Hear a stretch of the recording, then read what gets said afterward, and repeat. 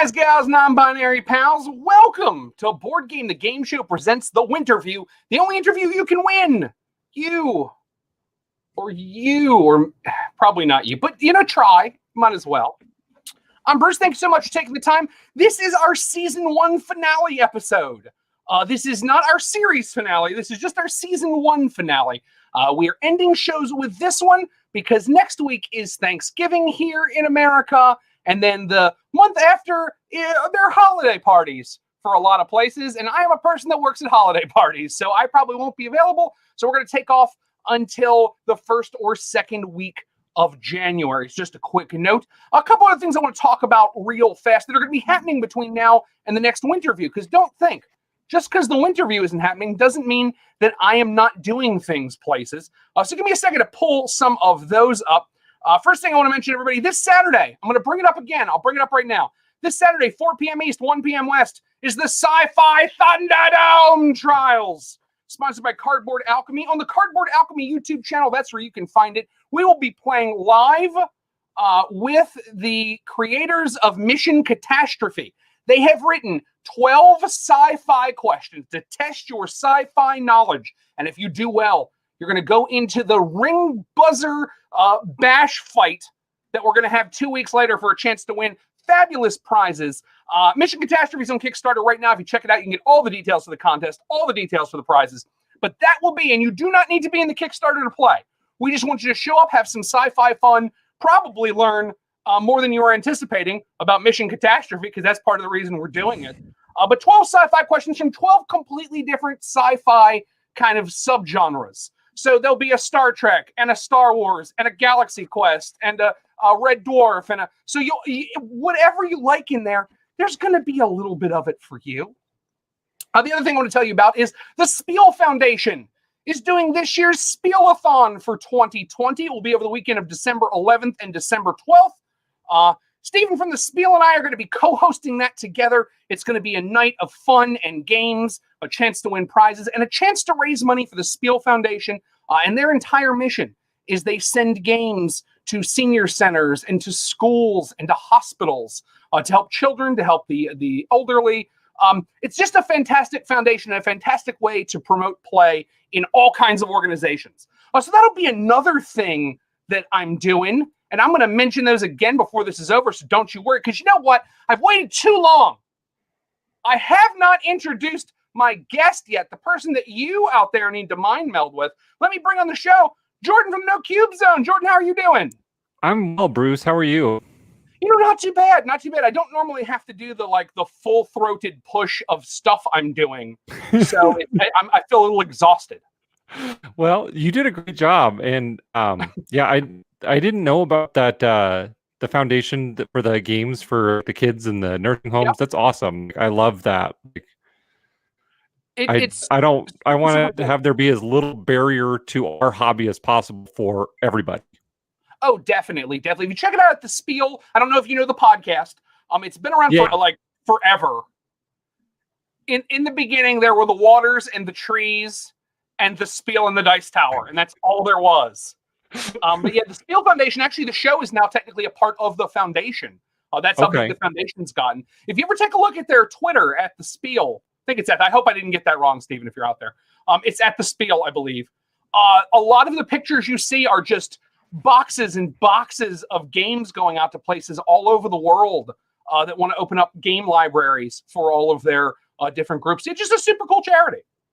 Yeah, that's awesome. I love that. Like I said, I love that mission. I want literally as many humans as possible in the board game hobby. So I love when there are organizations and groups that are doing that and bringing games to other people.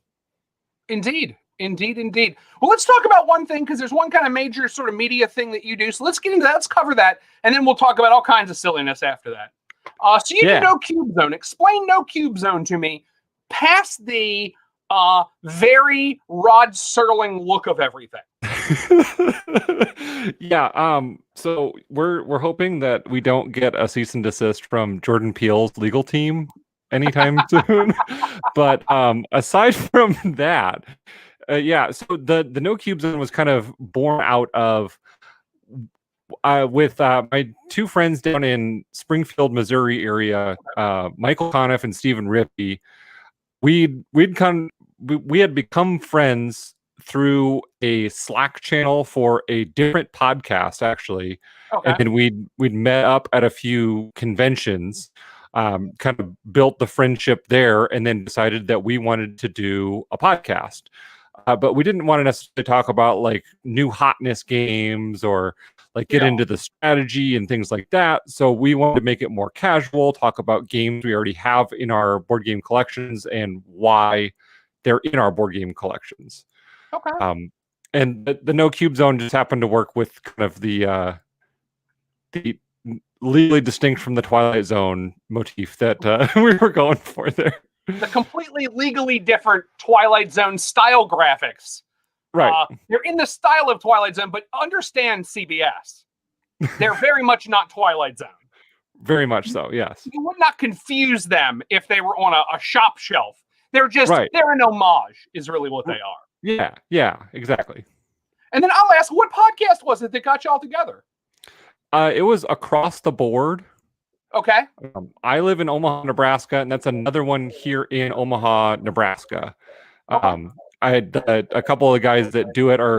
There's a pretty big gaming community here in Omaha. There's actually, I know of 2 other podcasts aside from Across the Board and the No Cube Zone in Omaha. So, but there's a lot of people who play games. That we have like 2 or 3 gaming stores, a nice gaming cafe here in Omaha. So it's kind of like a hidden gem of the board gaming world, I feel like, here in Omaha. But yeah, they did like their own convention they started in 2018. Okay. They rented out a cabin at I think it was like a church camp or whatever. Okay.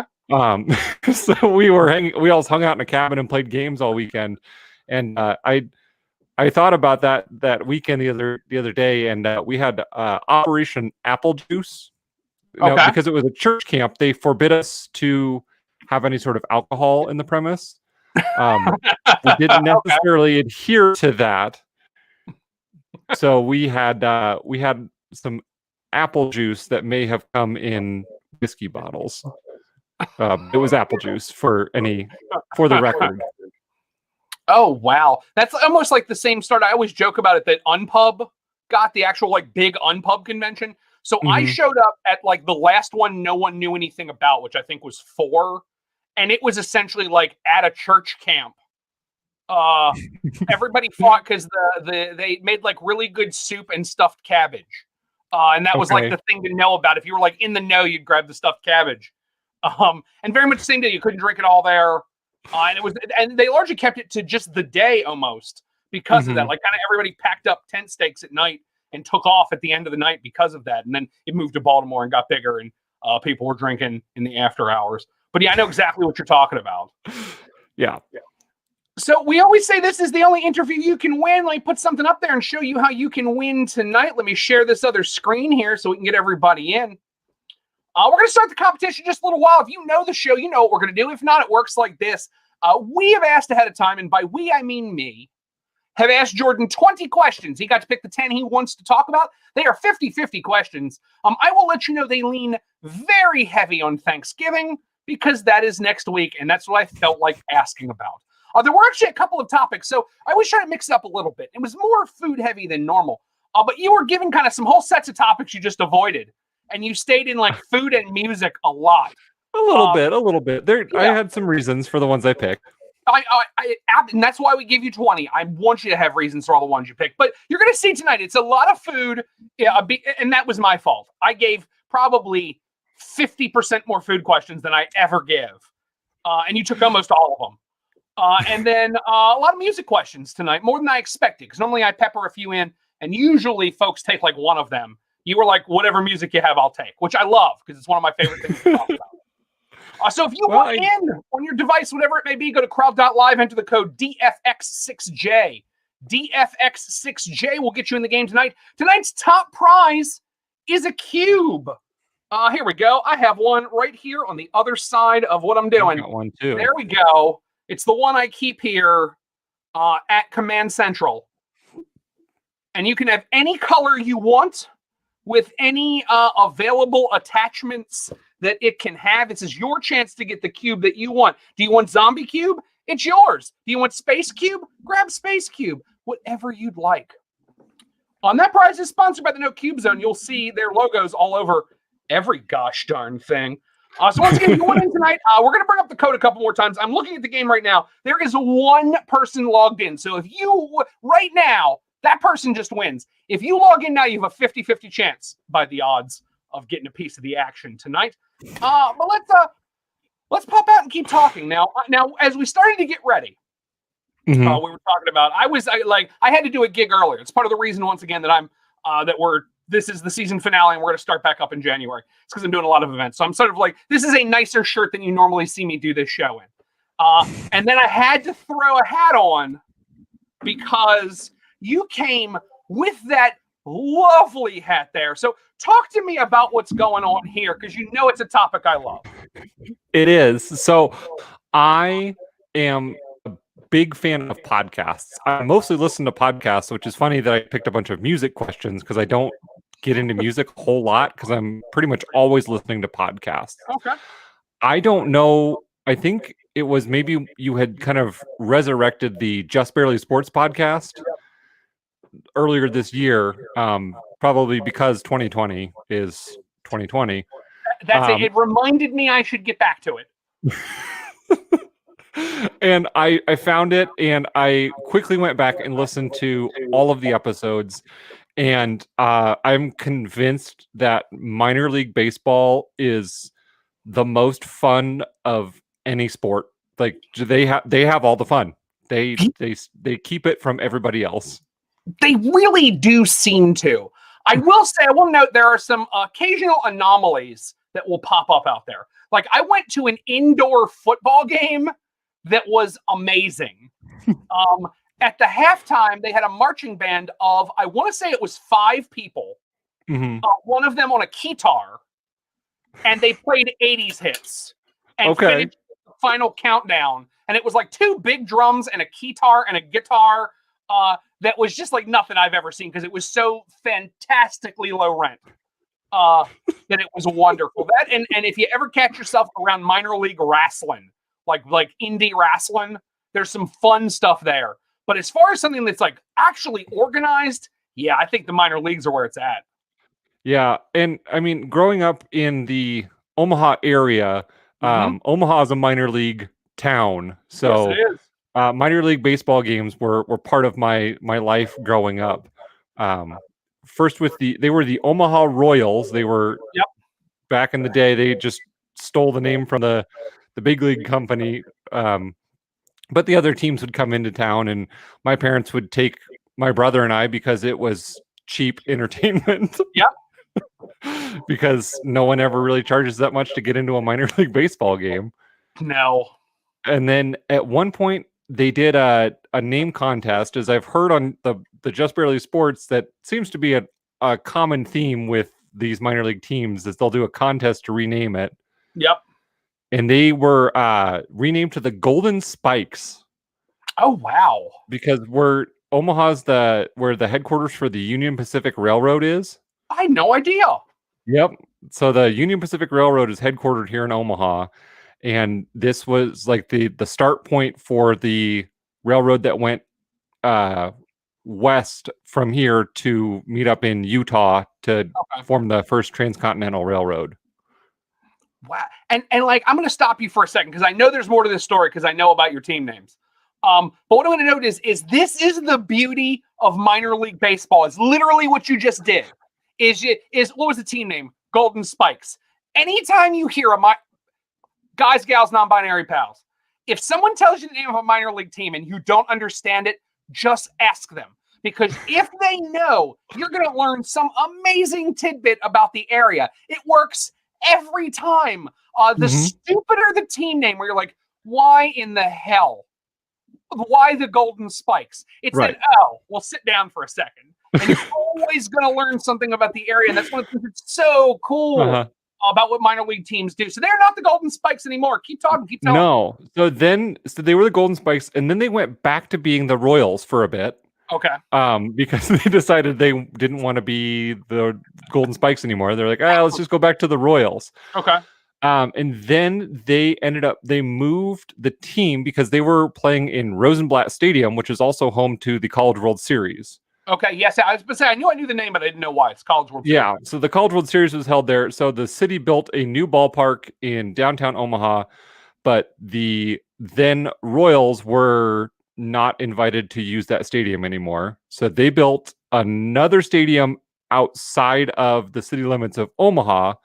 So they're technically in Papillion, Nebraska now. Okay. Which is, I mean, you could not tell that the city changed from one to another. Okay. It's just basically a suburb, but it's in a different county, so it technically has to be a different city. That Omaha can't annex it. Okay. Huh. Anyway, so when they moved out there, they changed their name to the Storm Chasers. Yes. Which is a delightful logo of a tornado with like a baseball bat for his nose. And he's looking kind of angry. So now they are the Storm Chasers. And I think we got another flavor of minor league baseball that we didn't have before, where the inside of this stadium, the new stadium for the Storm Chasers, it looks like one of the NASCAR cars, where every square inch of it is covered in advertising. Oh, that's how you do it now. Right. That's how it goes. Every one of those little indie leagues has to find some way to make money. I hadn't seen the NASCAR look yet, but I've seen a lot of things like that. Yeah, like there is a section, they have in the outfield, they have a berm, and it's the McDonald's berm. Nice. They're like, they carve McDonald's into the side of the hill, like the M or whatever. Everything's sponsored. That's how you do it. That's how you do it. I still remember, I worked in affiliated minor league baseball as an announcer. And when you do that, whether you know it coming in or you learn eventually, are all kinds of rules about when you're allowed to talk and when you're not allowed to talk.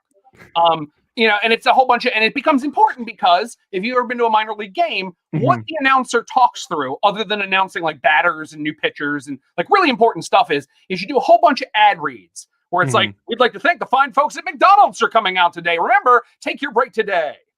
This is the 15th out. Remember, you can save 15% or more on your car insurance with Geico. And you have to get these done. But when a new pitcher comes up, when they start their first kick for their windup, you have to stop talking. If you don't, the other team can do all kinds of stuff to you if they want to. You can pay fines. And if usually everybody kind of does it, normally the pitcher walks out and kind of like, the worst I ever had was I had a pitcher look at me and like tap his wrist and like point at me. Like, is this still a thing? Because I had one really stupid read I had to do. And he kind of did that. Like, then he started to pitch. But in some of the minor leagues where you have to make money, it doesn't matter. They talk as long as the ads need to go, and you can pitch the ball or not. They are not going to shut up because they got to keep the lights on. And sometimes some of the sponsorship stuff is really where you can find some fun if sponsored things entertain you. That's what I would say. So like seeing a berm covered in McDonald's or in Hartford for the Yard Goats, the outfield is a giant cup of Dunkin' Donuts coffee. And when they hit a home run, it smokes. So like, that's cool. The Trenton Thunder, not the Trenton Thunder, the Altoona Curve, for no reason at all, have a McDonald's sign just beyond their outfield. The kind that like a truck stop McDonald's has, where it goes like way up in the sky and you normally use it to find a McDonald's. There's no McDonald's around. There's just this giant McDonald's sign for no reason at all, but because they paid to build it and everybody took the money and now they won't turn it off. Right. I think I love about minor league is I'm a big Simpsons fan. Yeah. I watched The Simpsons a ton as a kid growing up.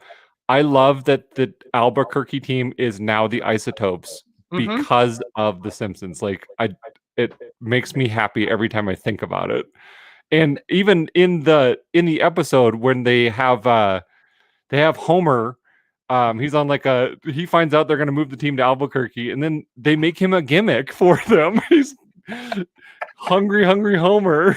Yep. I mean, that's as minor league as it gets. And that was one of the first teams in kind of this new run of like the hats that you and I are wearing and all that kind of stuff that said, like, I think we can get away with it. Let's see if we make it work. And it just happened to. I know at some point someone was the Quahogs and did their entire outfit in the style of Family Guy for a game or two. Like, it's a big thing right now. We have to. I cannot avoid talking about the hat you were wearing. Yep. Because my good, like, so this right here, this is the Durham Bulls of Bull Durham, of the movie Bull Durham. This is the Durham Bulls, and they don't normally wear this logo. This is the one I think they used in the movie, and they wear it a couple times a year. And this is a normal-sized logo. Then there's your hat. So please talk about this, because it is one of my favorite logos in all of the minor leagues. So this was, I think, one of the first episodes I even listened to of the Just Barely Sports podcast was about the Montgomery Biscuits. And I immediately fell in love with a team that was going to call themselves the Montgomery Biscuits. So I went, like any rational person would, I went immediately to their website to see if I could order a hat. And they had their traditional colors are blue and yellow. Yep. With the normal sized logo on it. And then they said, well, we have this special edition hat that's orange and he has bacon in his mouth. I'm like, well, obviously I want that one. I'm not a fool. I know what I'm doing here. I'm ordering a hat from Montgomery, Alabama to be shipped to me. Right. Yeah. I'm asking you to ship a baseball hat to me across the country. I'll take the one with the giant logo that he has bacon in his mouth. Thank you. Oh, that thing is positively amazing. I have the old one because I have it from way, like when the biscuits first started. So it's just the happy now. To be honest, like the bacon's amazing. The regular biscuit has a butter pat mouth. So you don't lose no matter what hat you buy. Right. Yeah. I wouldn't have a bad hat if I got the original one, but yeah. I felt like I had to take the one that's just the extra step with the bacon in his mouth. You do have a really great one. I'm going to do one thing real quick. Let me just pop up the screen for the game. We're going to start in a couple minutes, but right now we're talking minor league hats. So if you watch the show, you know that's how it goes sometimes. But we're going to start a competition in just a little while. You're going to have your chance to win a cube, any color cube. Let me pull my cube out. We both have cube. Well, everybody has a cube. Do you have a cube? If you don't have a cube, this is your chance tonight to get one. Go to crowd.live, enter the code DFX6J. DFX6J. Go to crowd.live. It'll ask you for a code. DFX6J is the code you need to get into the game. Number one top place winner will win a cube from the folks at Top Shelf Fund and sponsored by the No Cube Zone, which just so happens to be the show that Jordan is on. It's a coincidence. I don't know how that happened. So yeah, that is fantastic. That is just beautiful work there, sir. Yeah. And then I know you have one more close. I do. It's the Boise Papas Fritas. Yeah, Zooks. And now, so this is part of the Copa de la Divercon. They just call it the Copa because folks like me, they can't speak Spanish. I can say Copa and it's not a problem. It's called the Fun Cup if you translate it. And it is, it originally started, I think, with 8 or 10 teams in minor league baseball, and it kind of went up to more and more. Now it's like 80 teams in minor league baseball. Do sort of an Hispanic or a Latin American logo where they're trying to kind of grab Latino fans. Like, let's just be honest. Let's call it what it is. Right. Is they feel like there's an underserved community that might come to minor league baseball, so they are doing their best to appeal to them.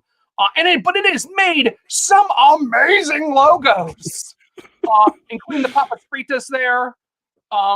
When I had Elizabeth Hargrave on, I got to wear the Mariposas. Because that's like, but if you get a chance and you're out there, check those out. Because if you think regular minor league logos are insane, check out the Copa.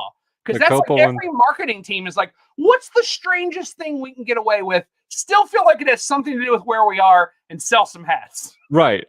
And I just thought the Boise Papas Fritas, like obviously Boise, Idaho, the potato lean. And as a father of now 4 small children, they love this one. This is their favorite. They always ask me to wear my French fry hat. And I mean, I'm not I'm not a bad father, so I'm going to wear the hat when they ask me Of to. course. Also, with the regular team, I think they're the Boise Hawks normally. Mm-hmm. So they did that thing where they're like, oh, you think there's a thing we should do? No, we're not going to talk about potatoes at all normally. So you're like, oh, it's literally the Bart Simpson moment. Just do the thing. Just do the thing. Okay, it's a potato hat. And everyone cheers. Hey! But that is just so awesome. There is a lot of cool food-themed hats, especially for secondary hats. It is the Fresno Grizzlies play a lot of games as the Fresno Tacos. And that is another amazing hat. If you out there just wanted to build a collection of hats on food, you'd have one of the coolest hat collections on the block. There are a couple. The Omaha team, the Storm Chasers, they have 2 food-related alternate team names. So they are the Omaha Sizzle. Okay. Which is the logo is it's a steak in the shape of Nebraska. The state of Nebraska. Oh, that's great. And then they are also the Runzas, which is a regional fast food chain here in Nebraska. Oh, and is a thing that we are going to talk about on Just Barely Sports. We are going to get to that because there are a lot of these logos, and it's the golden spikes all over again. When there's a logo and you don't understand it, if you get the story on it, you're going to learn so much more about the area than anything short of going to the Historic Society. Right. I guarantee you. Because, for instance, out here near Baltimore, we have a team called the Frederick Keys. I think that got lost in the shuffle because that's actually, I'm waiting to do an episode about all the minor league baseball teams we've lost. But, they have everybody shake their keys for a home run and stuff like that. But the reason they exist is because Francis Scott Key wrote the Star Spangled Banner. That's why they have that team name, but you would never know it. They even have some towns have cows that are in front of stores that are painted with different scenes on them, and different places we'll do Eiffel Towers, we'll do cows, we'll do panda bears, we'll do. They did keys, giant, so you'd have no idea until you ask and find out. Well, one last thing, it's a tangent off of minor league baseball, but I mentioned the College World Series, and I did go to a lot of College World Series games in my childhood growing up. And one of the things that I feel is very, very minor league is the College World Series is usually the only time that stadium was full. Okay. And they would utilize the outfield seats and it would fill up. And a thing I felt like it was such a minor league thing that people would do is randomly throughout the game, they would get everyone together in either left field or right field, and then they would do a 3-2-1, and the left field crowd would shout, "Right field sucks," and then the right field would have to answer back. And it was literally every game they would do it, and they would keep doing it until a winner was decided by the other one forfeiting. Wow. Yeah, that's on that sweet border between minor league baseball and professional wrestling. That's where that sits, where it's right there. It's the, Cena loses or we riot kind of thing, where you're you're right on the razor's edge of which it can be. Oh, that's awesome. Yeah, it was always so much fun. And we usually would not be in the outfield, but it was fun just to sit there and is it going to be left field or right field tonight? Who's winning? Who's not backing down? It's also one of those things, if you bring your friends from out of town, you have to explain it to them. Okay, look, I got us seats in the left field, and they're real assholes about this, okay? So we're going to have to yell. If we don't yell, it's a whole thing, and everyone's going to harass you. You might as well just get into it. It's part of what we agreed to when we got the seats. Right. It's one of those kind of things. This is something you unknowingly agreed to when you took the ticket. Yeah. Yeah, and they're real jerks about it if you don't do it. So really, you might as well just accept that you're going to have fun with it because you're going to do it one way or the other, or someone's going to be a jerk. So you might as well just be ready. Right. We're going to yell that right field sucks upwards of 50 times now. So yeah. And let's be honest, if you can be the one that keeps it together, you might just leave tonight a hero. Right. Speaking of looking for a hero tonight, let's bring this up. Let's show everybody. We're about to start this competition in just a moment. If you want a chance to win Cube, let me bring Cube back over. Okay. I get mine too. Yeah. Cube comes with accessories. Although I have to be honest, I don't keep Cube's accessories around. I just keep Cube around. Yeah. Cube is on my desk. Yeah. Because Cube is literally, Cube is not here because we're doing the show. Cube is always here. Because Cube's awesome. it's true. If you want the gamer pet rock, that's the way to do it. I also love that they sent you one because your show is called the No Cube Zone. Right. Yeah. And if you listen to the 100th episode of Flip Flory's Super Saturday board game serial, Yep. you can find me in there because it's a choose your own adventure podcast where I'm actually smuggling cubes in and out of the No Cube Zone is what I'm doing. So because I am the known cube apologist of the No Cube Zone podcast. So nice.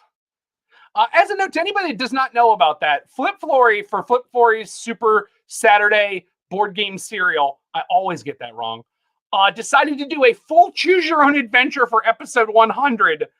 If you want to see maybe the most bold, if you want to hear the most bold undertaking in, I don't want to say all of podcasting because I don't know what everybody's done. Gotta be up there though. Sphere, it has to be. Like that was a true labor of love because I can't even imagine all the work that had to go into that. Yeah, he had something really crazy, like 25 guests that all did different parts. Because I know I did a couple parts, and I know everybody on board games did a part of it. So there were 3 there. And then the more I heard it, he was like, "Oh, I have Rich Summer coming on. I'll talk to you later." And I'm like, "Well, how far did this go?" And it was everybody you've ever heard of and a bunch of people you've never heard of doing that show. Yeah, it was awesome. Yeah. We are about to jump into this competition. I have 2 people in the game, so one of you leaves the cube. If you want in, now is the time. We are about to start to play. Go to crowd.live, enter the code DFX6J. DFX6J. I'm going to put this up. I always forget to do this. When we start the quiz part of the game, watch your phones. Don't lose points because of the delay. Once again, I'm warning you now. Now is the time. Start staring at your phones. Once again, go to crowd.live, enter the code DFX6J. DFX6J is how you enter. This is so strange because I can see how many people are watching and I see how many people are entered, and they do not make sense together. But you know what? We're going to go along and get more points as we go along through the game. We are about to begin. Jordan, are you ready?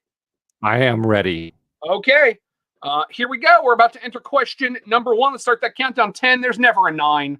7, 6, 5, 4, 3, 2, 1. Question number 1. Baseball or football? Baseball or football? Once again, you're going to see a lot of that No Cube Zone logo, which of course is absolutely not similar enough to the Twilight Zone to matter. Right. Just not. It's an homage, but it's not close enough to matter. Baseball or football? Let's take a look and see what the crowd thought. One person, there's 2 people in the game, one person answering. That person's going to win. They went 100% on football. Jordan, what's the answer and why? The answer is indeed football. So that one person's off to a good start. Nice. I'm happy for him. That's so yeah, football. I mean, and it's more so college football living in Nebraska because there are no professional teams in the area. Yeah. So the college teams are our professional teams. I don't know. Just it's what can I say? I'm a man who likes like violent violent-ish sports.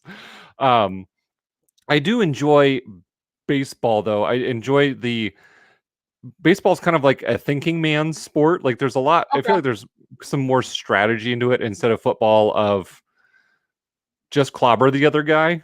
Yeah. I mean, there are some gamesmanship with football more so than there used to be, but I don't know. They both have a fond spot in my heart. In football. I feel like there's quite a bit of gamesmanship in football. I mean, as much as like more so now knows about injuries kind of closes my eyes. There is still quite a bit of gamesmanship in there, I feel like. Right. Yeah. But even just like the strategy of the pitchers and all that stuff in baseball, and I don't know, all the analytics and that, and there's the purists who want the game to be like it was 120 years ago, and yeah, you're going to get that when you have the kind of history that baseball has. You're going right. to have all kinds of weirdos with all kinds of opinions of what they want. I feel like I agree with you on sort of the franchise level. I think there's a lot more going on in baseball than football. But in an individual game, I feel like there's quite a bit going on in any individual play. Yeah, it's true. Yeah, I mean, both of them have their merits. That's why they're both two very popular sports in this country. Blars! I'm not going to do that every time, but I want to do that this time. Blar's leading the game as the only person in. If you're out there and you want to enter, there are a bunch of questions still left. Go to crowd.live, enter the code DFX6J. DFX6J gets you in the game. A lot of game left. Cube at stake. Question number 2. Cardboard standees or miniatures? I did not ask you specifically about cubes because I'm no fool. I saw the title of the show. But at any time, all of the descriptions say, sometimes we talk about Euro games, mostly we talk about thematic games. And if we're talking about thematic games, this is a major sticking point. Cardboard standees or miniatures? Let's see how the crowd voted. Cardboard standees is the guess from Blars. So talk to me, Jordan. What is it and why? So I did go with cardboard standees. I think of like a game like Dead of Winter, or Wasteland Express Delivery Service, where they've got this very detailed art, and I feel like you can get a more detailed picture on a piece of cardboard because it's easier to print on cardboard than with a miniature. Sometimes the plastic molds, things just don't end up looking quite right on some plastic molds. I can say, have you ever played City of Horror? I only asked because you mentioned Dead of Winter. I've not. I've played Zombicide. Okay. I don't know if that is equivalent. Only in as much as that all of them have zombies. It was from that period of gaming where if you didn't have a zombie, you weren't allowed to make a game. Right, yeah. Everyone had a zombie game. Oh, absolutely. But it's another one that uses standees.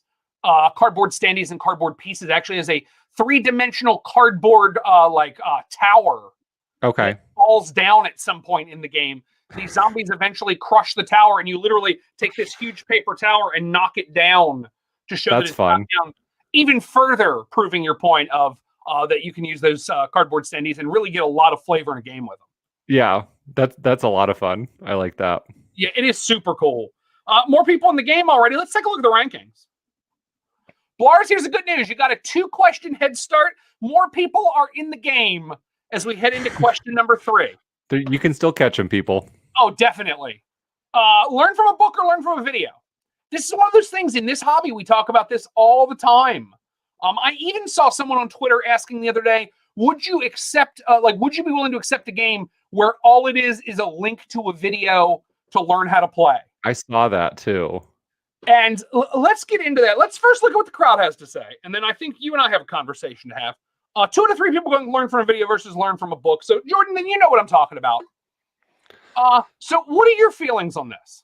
So, for me, I am much more of an auditory learner. So, video is more of my speed, personally. Okay. But being married to a person who is very much a learn from a book person, I don't think I want to see rule books go away. Like, I would be very hesitant to have something like where here's just a code for a video as far as a game even. Oftentimes, my wife and I are going to play a game. I'll hand her the rule book and I'll have watched a video. I'm like, because even if I'm explaining it to her, she just comprehends it better from reading. And I think that everyone's brain is wired a little bit different. Everyone learns in a different way. So having the people that make the videos, I think there's a place for that because you got people like me, but the rule book still serves a purpose of people like my wife who want to read. They just want to, they take it in, they take the information in better from reading than they do from like listening or watching or whatever. Indeed. Plus, so I'm the kind of person, and let's talk about this. A game can have an app, and I'm not mad at it across the board just yet. Like, if I get, because I know a lot of people would say, well, if a game has an app and the app isn't going to work, that means I can't give the game to my children's children, and it's not going to be here for 200 years. And because it can't be here for 200 years, it's not a real game that should exist. And I don't agree with that. I think if it can use an app in a way to where that app can allow something to happen you can't do in the normal world, then I'm for it. But if the basic understanding of how the game ever would have worked is locked in some part of the internet, I'm terrified by that. Like, I don't know how you feel about it. I just I fear that that website's going to go down, or YouTube's going to not exist, or something's not going to work. Right. And then 3 years from now, it's not even going to be like, oh, well, the entire part of the game where those zombies attack us live that we can see. It's just like, oh no, I can't basically read the rules to the game right now. Yeah, it's over. Yeah. And I think a point of to kind of solidify that is, again, thinking about Flip the Table. Yep. I know you've had moderator Chris on your show as well as Flip. Yep. They did a thing several times where Flip there would be a phone number in the box that would say, hey, have questions, call this number. And Flip would just up and call them. And now it's someone trying to sell you a timeshare or something like that. So definitely. I mean, you say stuff like YouTube might be gone, but I mean, it's hard to see where the proverbial puck is going 20, 30 years down the road. Definitely. And I guarantee you, when those companies put those phone numbers in there, they I'm sure someone in the company said, are we really going to answer these questions in 8 years? And they went, of course we're going to be here. We're Mattel. What do you mean we're not going to be here in 8 years with a phone number? Of course we will. Do you think the technology of a phone, of an honest-to-goodness phone, drilled into the wall as God intended, is going to go away? There's no doubt. We don't know what the next step is. Let's move on to question number 4. James Brown or Aretha Franklin? The godfather of soul versus the queen of soul. There's a good reason why I picked the answer I picked. Say it again. There's a good reason why I picked the answer I picked in this one. I'm excited to hear it because these are two of the absolute heavyweights of soul music, especially if you look outside of Motown, because these were two people who did amazing at Atlantic outside of the Motown process. Motown is really the reason we have K-pop bands. Motown is what proved it could work. And that's nothing wrong with that. You can make real good pop music that way. But these are two folks that managed to really build a name outside of those systems. 3-1, 75% going for James Brown. One person go for Aretha Franklin. What's your answer and why? I went with Aretha Franklin. Okay. And the reason is, so when I was like 6 years old, I think. Okay. I was pretty little. My dad introduced me to the Blues Brothers. Okay. Both of them appearing in that movie. They do both appear. But I still remember the scene in the diner where Aretha sings the You Better Think. Yep. I remember that. I remember We're on a Mission from God. Yep. And I remember before we watched the movie, my dad being like, well, they're going to say some words in this that you can't repeat. And I think he just wanted an excuse to watch the Blues Brothers with me. But yeah, Aretha, she made an impression on me in that role in the Blues Brothers. So nice. Have you ever seen the extended cut where they have John Lee Hooker outside? So there's a long cut to the Blues Brothers. I mean, way too long, like an almost 3-hour cut of the Blues Brothers.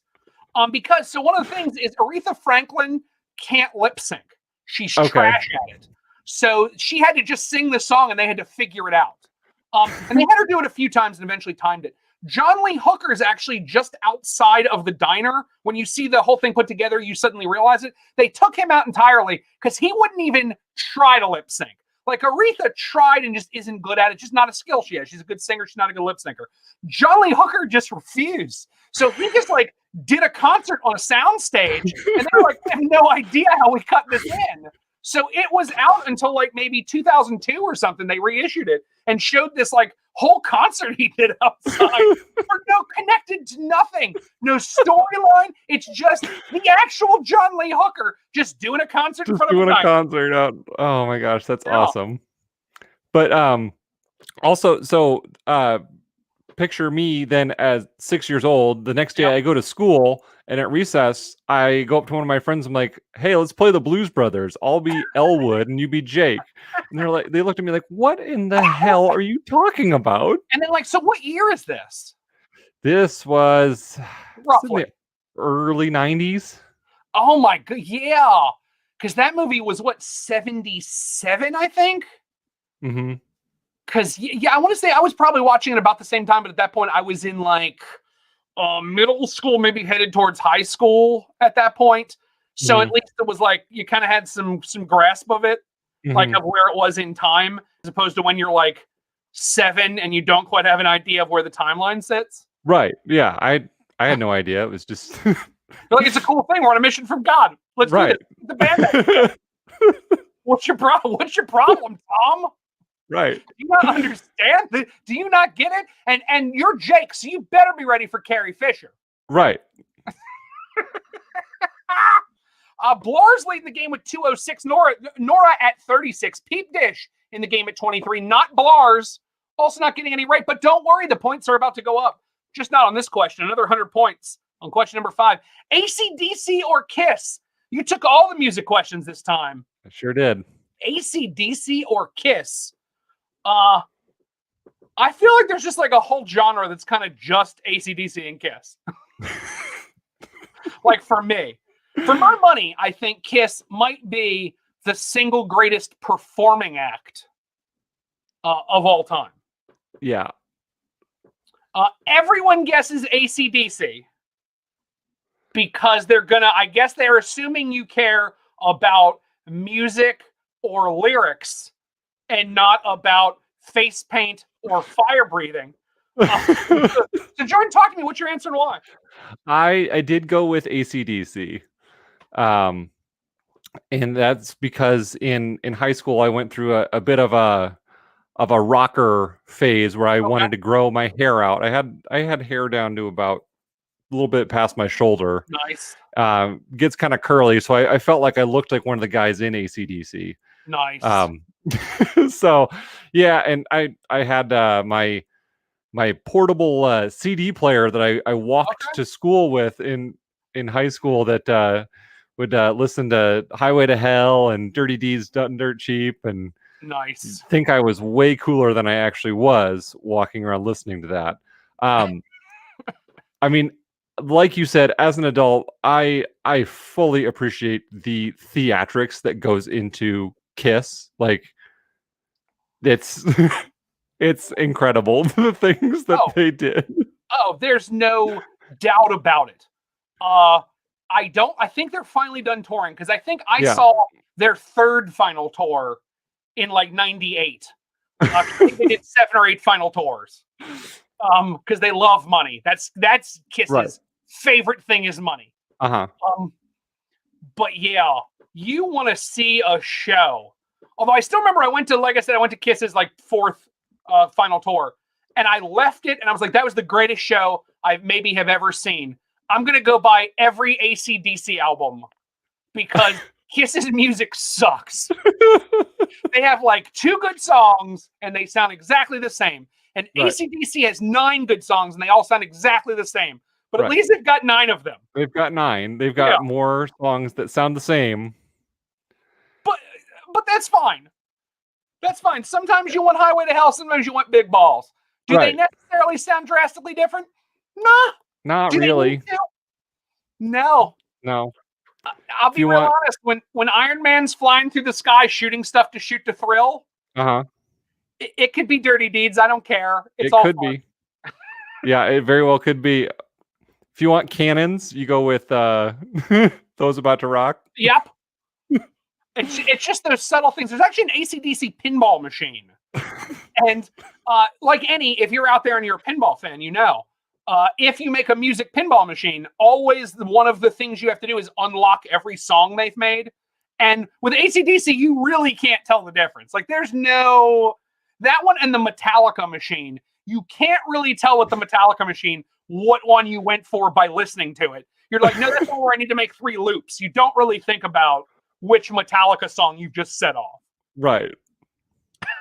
We're about to move to question number 6. The point values are going up, so everybody else can get back in the game. Blar still leading with 295, Nora at 124, Peep Dish at $112, Not Blar's at 85, and you are playing for Cube.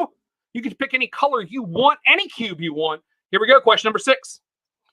Disney or Looney Tunes? We decided to just change it all and just decide to get crazy and just start talking about one of my favorite 50-50s, maybe in all of these, is Disney versus Looney Tunes. Let's take a look and see how the crowd felt.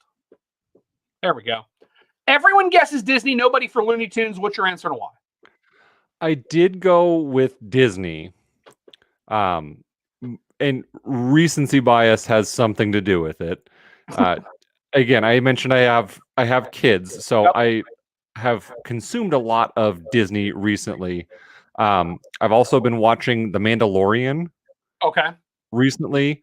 And that is one of the better Star Wars things they've made in the last 3 decades. That's what I keep hearing. It's pretty good. It's pretty good. Nice. I would recommend it if you enjoy Star Wars. Anyone out there, yourself included, Bruce.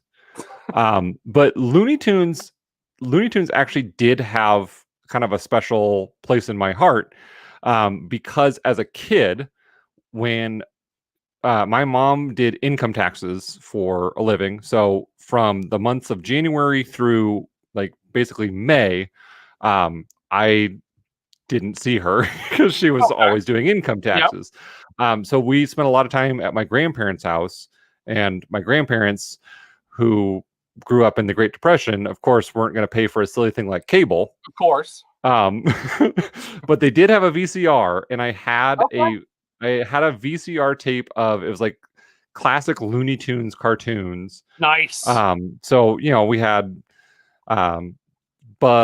Bugs Bunny and Daffy Duck doing all their thing, Porky the Pig, all that good stuff, Foghorn Leghorn, all those good classic Looney Tunes characters, and I would watch that because it was better than whatever was on during the day, which is basically soap operas. Yeah, a rerun of Gunsmoke.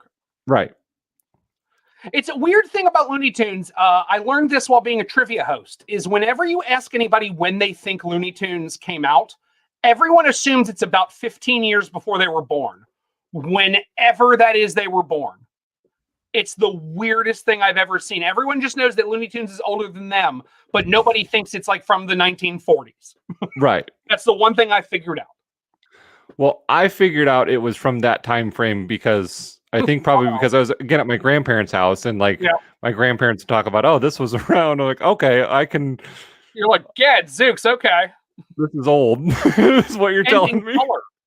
Right, yeah.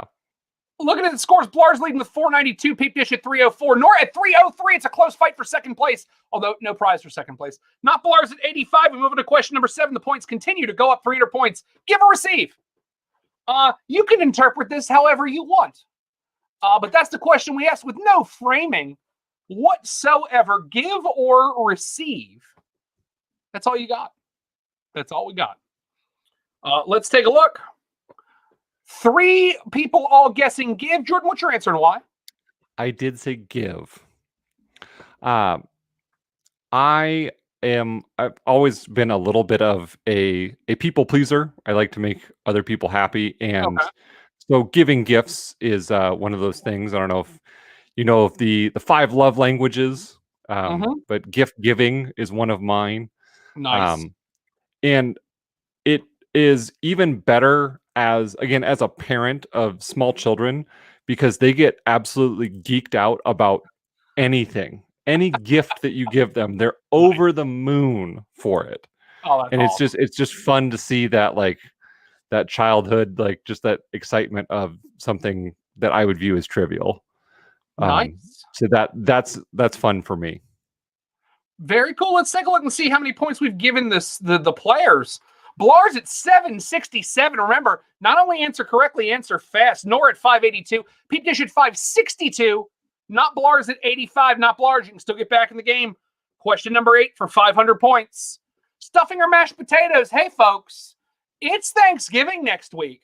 Remember, we are the show is done for season number 1. starting now. We'll be back in very early 2021, sometime in January. And one of the reasons we're stopping now is because next week is Thanksgiving. We're not going to run a Thanksgiving game. No reason. Nobody's going to show up. I've learned that over my years of trying to do things on Thanksgiving with people. No one's going to come do it. I think even in my time at North Star, I tried to run like a Thanksgiving helpline one year, and no one called me. Because I was like, hey, are you with your family and you need help with a board game? I'll answer any question about any board game. And no one called me. And you sat there by the phone. Yeah, I thought it would be like the Butterball hotline, and I failed. Let's take a look.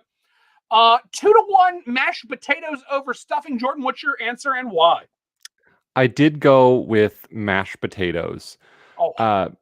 Mostly because my most recent memory of stuffing that I have is I was at an extended family Thanksgiving. So it was maybe a couple years ago. Okay. But I have someone who has celiac disease, so they're gluten intolerant. Yes. And I was not properly explained which was the gluten-free table and which was not. And I loaded up on some gluten-free stuffing. I'm sorry to anyone who has celiac disease because it doesn't taste good. It doesn't. So I put a big old heaping pile of gluten-free stuffing in my mouth and was like, something's wrong. Something's wrong. I'm not gonna lie to you. I was terrified the story was going to go the other way. No. Celiac disease ate a pile of stuffing, not ever having heard of what was in stuffing and not realizing it's just wet bread. They were the people in the extended family that are gluten intolerant. They were smart and they knew what table was the gluten intolerant stuff. Nice. I just didn't pay attention when that got explained and was just like, oh, let me load up my plate. Going through the chow line here. I mean, I want to tell you how much I disagree with you, but if I had your story, I completely understand how you got here. It's just one of those things that's just like, that is, when I think of stuffing, that's the memory that pops into my mind. And like, my brain's like, no, you don't want that again. In the past, I've not had a problem with stuffing. I think you can have better flavor combinations with stuffing than with mashed potatoes, because mashed potatoes can be kind of bland unless you have good seasoned gravy. Yep.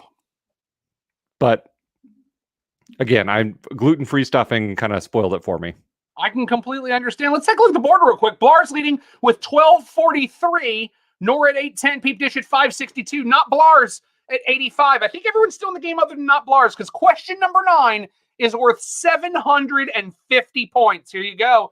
Do you eat mac and cheese with a fork or a spoon? I have to be honest. If I rename this show, it's either going to be this question or the next question, which we'll see in a second, is what I would change the name of this show to.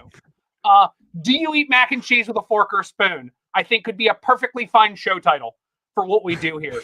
I think I've asked this one. I put it almost in every bank of questions, and everyone takes it, which is great. Let's take a look and see what everybody has to say. 2-1 fork versus spoon. Jordan, do you think fork or are you wrong?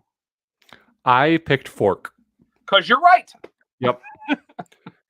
And as the father of a 4-year-old who his absolute favorite food on this planet is macaroni and cheese, we eat a lot of macaroni and cheese. I don't strong opinions. Yeah. So I don't know. I prefer to skewer the noodles with my fork and not just attempt to scoop them with a tiny shovel. Look, I can't agree with you more. I cannot agree with you more. Let's take a look at the board. Blar's with 1932. Nora at 1208. Peep Dish at 562. Not Blar's, 85 points. So I will tell you, at this point, it is a 2-horse race between Blar's and Nora, because the final question is worth 1,000 points. Peep Dish, Not Blar's, you're out of this one. Thanks for playing, but you still get to answer. Here we go. Final question in the game. The one I should probably just change the show title to. Penguin or Otter? Penguin or Otter? That absolutely could be the title of the show, and I think it would be fine. Penguin or Otter, the only interview you can win.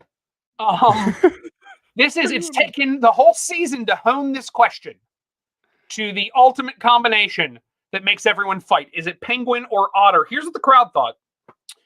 100% of the people playing have decided it is penguin. Is it penguin or otter? It's otter. It's otter. Oh, no. It's a strikeout. No. Everybody misses it. All two of them. I just think they're cuter. They really are. I agree with you. Yeah. I'm answering, yeah. It simply just boils down to which one I thought was cuter. That's a perfectly fair way to do it. So let's take a look. We are at the end of the game. There was no change in score. Blars, you were here from the beginning. You're here to the end. Blars, you are our winner. Blars, can they Jordan, can they contact you for the prize? Or they can. I know you're arranging it. Yes. Very good. Well, then contact Jordan. How would you like them to contact you, Jordan? They can. Twitter? Yeah, they can reach out to me on Twitter at the No Cube Zone, or if you're not a Twitter person, Blars, you can email me thenocubezone@gmail.com.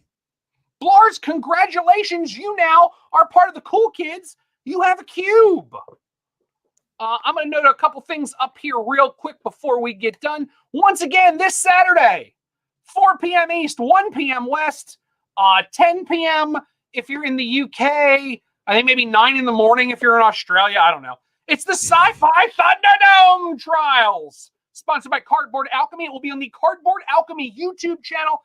The event is scheduled. It is there. You do not need to be a part of their Kickstarter for Mission Catastrophe to be a part of it, but you're going to learn a lot about Mission Catastrophe, and you're going to learn about the people that designed Mission Catastrophe, because they wrote all of the questions, and all of them are about 12 different sci-fi properties. It's going to be an awesome game, and the top, I believe, either 8 or 12 players are going to go to a ring-in tournament that we're going to do in 2 weeks, where the fastest finger is going to have a chance to win some amazing prizes. So if you want to check that out, please, this Saturday, once again, 4 p.m. East, 1 p.m. West, Sci-Fi Thunderdome!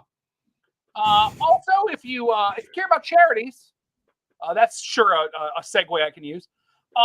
The Spiel Foundation will be doing their Spielathon on the weekend of December the 11th and 12th. We don't know which day yet. That's kind of my fault, whether it's going to be Friday the 11th or Saturday the 12th. We are working right now with all my bookings to work around those. But we're going to make sure that we have that information out very soon. But it's going to be a night of fun and games, and me and Steven running the whole thing. There's going to be trivia. There's going to be all kinds of other stuff. There's going to be physical challenges. It's just going to be a real thing, y'all. And all the money is going to go to the Spiel Foundation to bring games into the hands of hospitals and schools and nursing homes. And it's just a super cool charity. Even if you're not going to do the Spielathon, check it out. Go to spiel.net. And see all the information about the Spiel Foundation, the cool stuff that they do. Jordan, so tell everybody, where can they find you? Where, when, how? Yeah, so they can find us. We're on social media, Facebook, Twitter, Instagram, all at the No Cube Zone. Nice. You saw the lovely logo. It's plastered on pretty much everything that we do. Much like the WINterview, we are on our season 1 break. We just wrapped up our first season, kind of taking the holiday season off. Because I want to spend some time with our family, and 2 of our 3 hosts are adding new children to their families over this particular break. So I think they're going to spend some time with the new babies and their families, and over like the holiday season here in the United States, and then we'll start back up in January with season 2. Very good, very good. So season 2 will be coming out in January. Season 2 of the WINterview will be coming out in January. All kinds of other stuff happening. Or if you want to talk to either one of us, find us on social media. I'm at BG the Game Show. Jordan's at the No Cube Zone. You can find us there. Everybody out there, thank you so much for joining us today. Have a great holiday. Stay as happy as you can, as sane as you can, as healthy as you can. Wear a mask. I'll take that side. You can be mad if you want to. And hopefully soon enough, we'll all get to do this in person with one another. Folks, have an absolutely great holiday. We will see you in 2021 here on the WINterview, but there's all kinds of places you can find me. Watch social media. I'll be just every gosh darn where. Have a great night, folks.